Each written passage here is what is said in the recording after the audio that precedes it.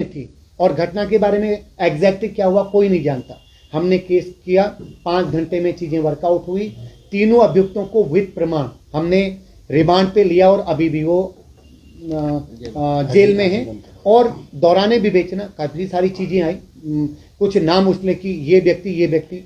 अब उस वीआईपी का एक जो चैटिंग में जिक्र है दो दोस्तों के बीच में, हम उस शख्स तक, क्योंकि एक तो पीड़िता मृतका थी जो अब नहीं है हमारे बीच में, दूसरा जो व्यक्ति इस बार को क्लियर करता इस बात को कि पूरी कन्वर्ट जो हमको क्लियर करता कि ये कन्वर्जेशन किस रिगार्डिंग था। हमने उस तक उनसे पूछा, 3-4 बार उनके बयान हुए और 164 जिसको हम जुडिशियल स्टेटमेंट बोलते हैं, मजिस्ट्रियल स्टेटमेंट, वो भी हुए।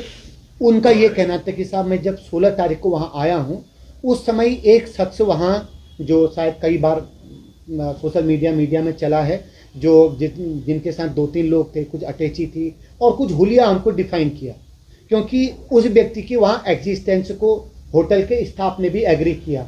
लेकिन रिकॉर्ड में चूंकि वो केवल 1-2 या 2.5 घंटा वहाँ पर उस बंदे ने स्टे किया।